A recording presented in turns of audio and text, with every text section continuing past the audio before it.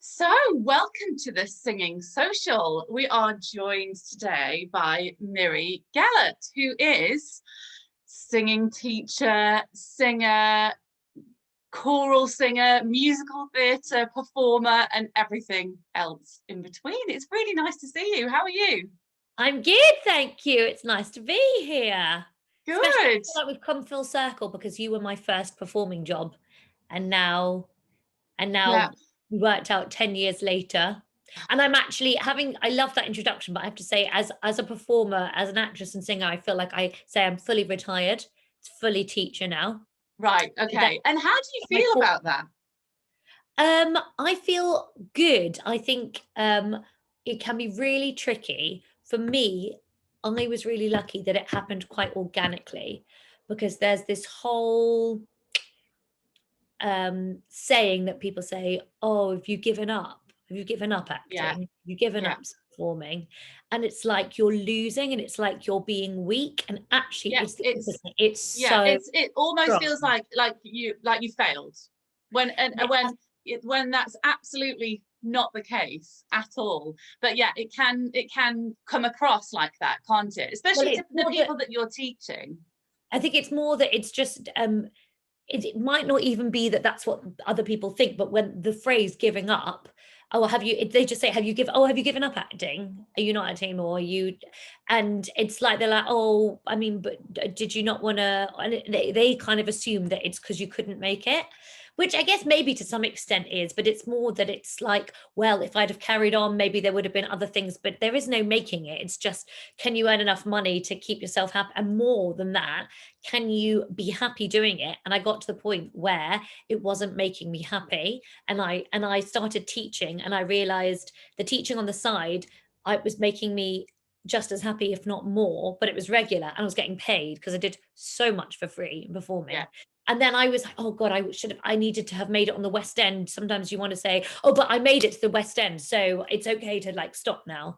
But it just doesn't even matter anymore. It's No, it just absolutely happiness. doesn't. Yeah. But as I say, for me, it was something. For other people, if they have to find something completely different, if they're not teaching, it's so much harder because you have to kind of stop performing and start something else completely different. Whereas I taught and I just gradually taught more, and then I said to my agent, look, I'm really sorry, I'm just not really going to be going to auditions because I don't want if they're during teaching hours because I don't want to leave my students, and I just didn't really care about getting the jobs.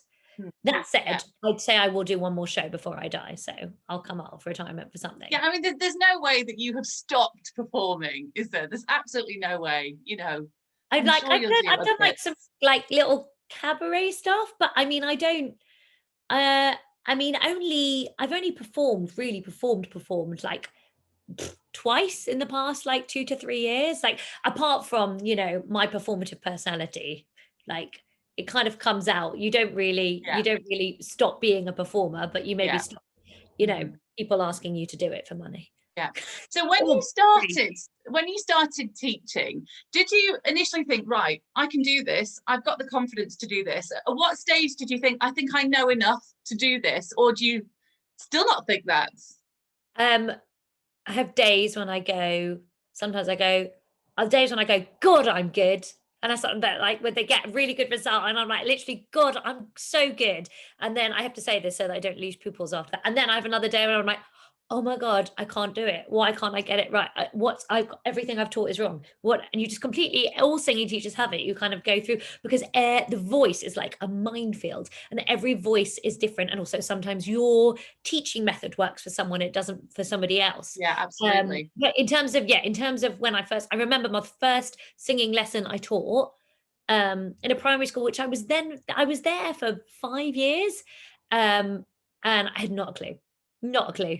I was asking some friends for who aren't even really singing teachers, they're singers, but they're not singing. Just like, what do you do? Do you do little games with them? And what and it wasn't really about technique. And gradually you Yeah, learn how to teach kids. And then then when I went on to the undergraduates, I started being able to teach what my teacher taught me. yeah, And I still go back to lessons. Go back to lessons for her to it's nice to keep my voice in check and to check that I'm doing the right thing.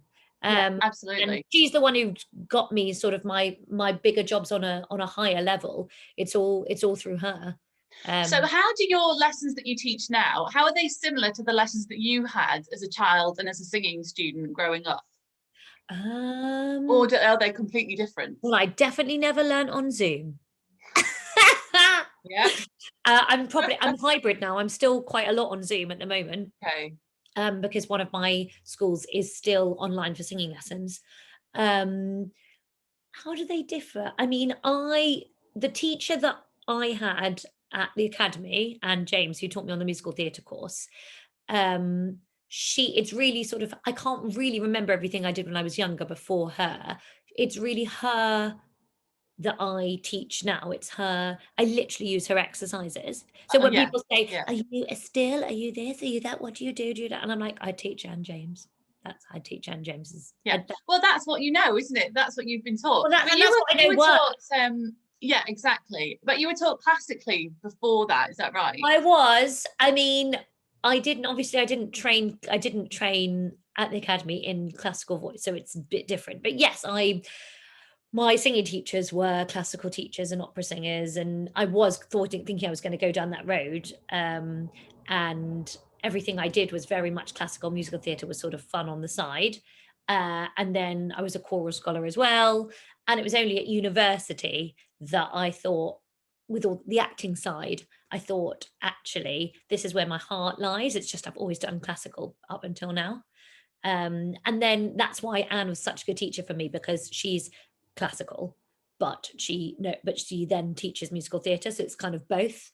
Yeah. And it should be the same. Like with everybody doing musical theatre, they should have classical technique, because that's what makes it safe.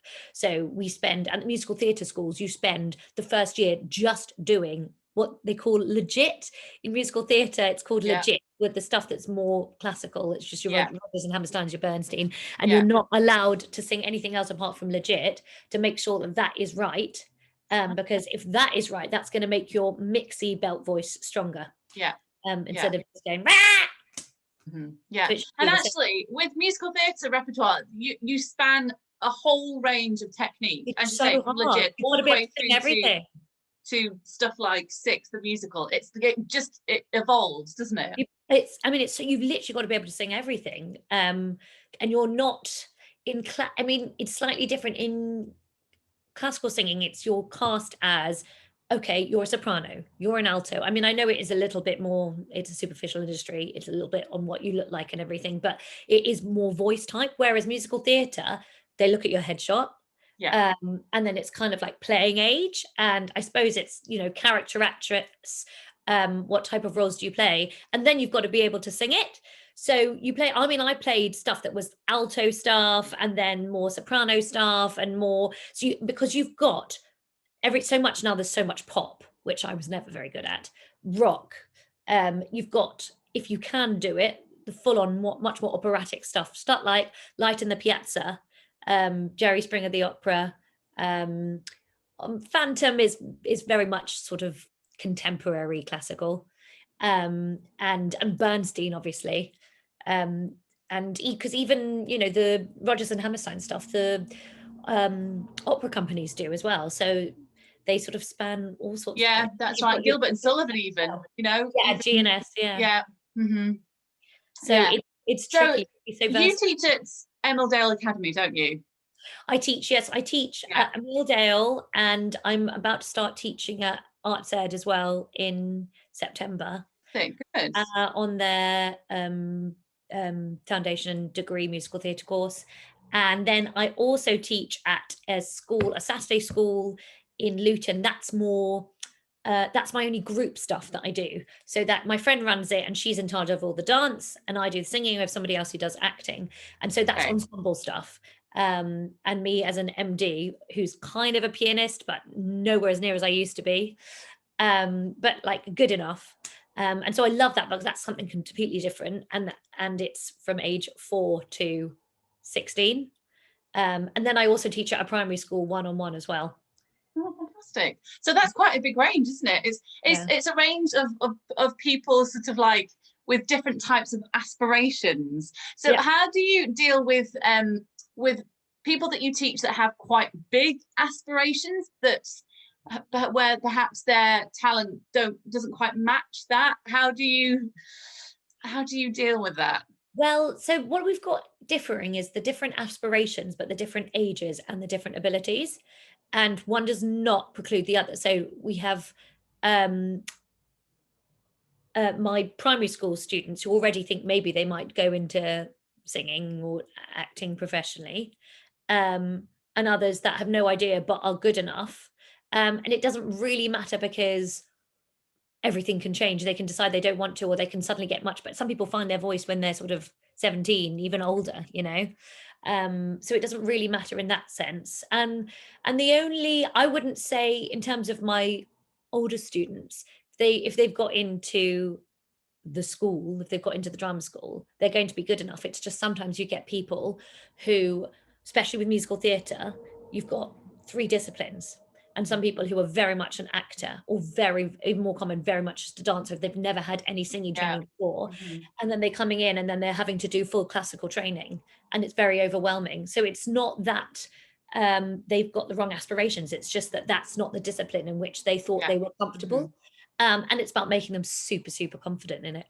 And I don't really treat them any differently because I think that everybody can do it and they do the same exercises. And even with my little ones, because it's so important, some people when they teach kids, I think sometimes they're just like, let's have a sing. Let's just sing some Yeah. songs. And I'm like, no, I mean, I didn't start training my voice until I didn't have lessons until I was 11. I think that's still really young. Yeah. Yeah. So, I mean, I do it, but I think, right, if they're going to train their voice when they're that young, when they're 5, I mean, that's when you could do some lot of damage, yeah, because you're just setting it up. Yeah. So it's Mhm. even more important that you actually no, can you come from above? Or Yeah. can Yeah. you, and you Mhm. don't be shy. Like I'm like, no, they've got to learn to tilt because especially kids, they shout all the time and they're in the playground. Those are the formative years. So even though they might not always like it, oh, don't do the warm up, go and sing the song. No, because do you want to sound good when you're doing it? Do you want to lose your voice? No. So if you were teaching individual one-to-one lessons, what's the youngest age that you would take? So I wouldn't take really young ones privately. Um, I mean, I didn't used to think one should sort of have lessons until you were 11 because that's when I started. I do take younger because now I know I can and I know how to work those voices. And that's only because the schools that I teach at offer it at that age. Okay. So they offer Yeah. it from I s- sometimes I get people asking me at reception at school and I Yeah. go, I'm just wasting your money. It's just like they can't concentrate for half an hour No. No. and it's just a waste. I mean, sometimes they just do it for the confident and they're like, "Oh, they'll just enjoy spending 20 minutes with you." But I Yeah. just don't wanna take people's money that isn't Well, deserved. you've got to be realistic, and also you've got to be honest, haven't you, with Yeah. parents and Yeah, whoever. Yeah. exactly. And so I for the schools, they actually it's just the school, allows them to have peripatetic lessons from year 1. So that's when I teach them from. But it's good because I've learned how to teach that age and what's achievable and what's not, and then you're so surprised what is achievable with some voices at that young age. And then obviously then they go, "Oh, well, I wanna sing this," and I go, "No, because you're too young." And they're like, "But I can." And they might say things that obviously their parents have said, but I've got a really big voice and I can sing all these things. And Yeah. you know that it's the, and I'm like, I'm not saying that you can't, my darling, but you can sing it once and then your voice will be really tired. And it's about what your voice is ready for you. It's a muscle. So just like you wouldn't try and do this sport now until you were this age, you wouldn't singing, your voice takes even longer to develop than the rest of you. Yeah. So Mhm. you've got to manage people's expectations and do what's safe for them. And even if it Yeah. meant that they were like, well, I would be like, if you want to sing that song, that's fine, but you have to go to another teacher because I'm responsible for your voice and I won't do it. I'm not okay with that. And it also depends on the individual child as well, Oh, doesn't it? I yeah, mean, sometimes their instrument is already so strong. I must get asked about 3 times a week. How old will you take them? How old will you take them? But and it's really hard to say because yeah, there's a kind of general age, but then they're all quite different, aren't they? As you Yeah, say, it's there a is. concentration thing, and you know, there's so many factors to take into consideration. And then it's hard to know because at the beginning you think they're not going to be able to do it or they're not going to be able to pay attention or they won't be able to take everything on board and you don't want to do damage and waste their time and waste their parents money, and then sometimes they really surprise you as well, so you Yeah, can't tell. You've got to kind of sometimes it's just like let's see how it goes, let's do a few lessons. But I always say let's do a few lessons and you see what you think of me and see if I work for you, because that's, you know, you're both kind of trialing out each other. Yeah, Every yeah, teacher, yeah, yeah. everybody. But to be honest, at the moment, because I'm at schools 5 days a week. Wednesday is my private teaching day and Sunday is my day off. I'm at schools Monday, Tuesday, Thursday, Friday, Saturday. So I don't have a lot of time for private students. And if they are kids, they have to be taken obviously after school. Yeah, And yeah. I'm at school quite often. EDA, I teach until 6. And when it's not on Zoom, I'm coming back at 7 from Hitchin. So I don't have a huge amount of time for private students. If I do, it needs to be ones who are older who can come in the day. So I don't actually teach, I only teach I think I've got about 6 or 7 privates at the moment because I just don't have the time.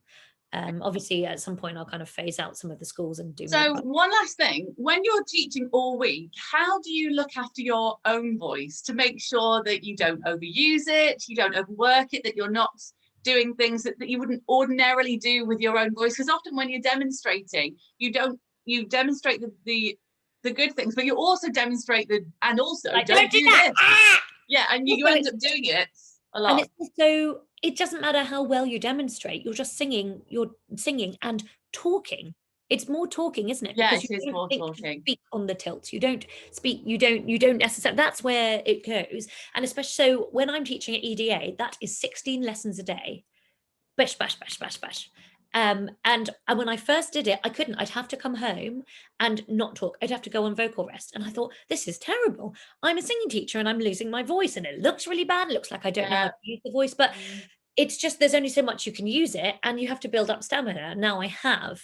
I had to get used to, so I started having to warm up, thinking, right, I need to warm up my voice so that I'm speaking in the right place. Because it's not just the demonstrating, it is a bit, but it's the speaking, because especially And when also the speaking online as well. You know, when you're doing a lesson on it was Zoom, a whole other thing. I would start losing it absolutely. again because you're speaking even, because you feel like you have to overcompensate. Everything felt like you had to overcompensate. And I was like, oh my gosh, I'm starting to lose my voice again. And it's because I'm shouting at the screen. Yeah. So now I think basically I've kind of got used to it. I don't actually have to do anything because I know I found my speaking voice, make sure I'm speaking in the right place. But at the beginning I had to go on vocal rest and I had to warm up and it was tricky. It was really tricky. I used to have a singing teacher that spoke like this all the time up there. Hello, Jane. Good morning. Come on in. I used to think, really? Is that how you speak all the time? But now it kind of makes sense that she would speak up there all the time, you know. Yeah. And going from speaking to singing is, I mean, that's what's hard about musical theatre, is that you've got to be in the right place for speaking, because you've got to go from one to the other, and it's kind of part of what you have to teach them. Yeah, absolutely. It's so interesting. We could talk for hours and hours, couldn't we? I know. So lovely to chat to you. Thank you so much for taking the time to have a little chat. Good luck with everything. Good luck with all of your teaching. And thank you. again soon. Bye-bye.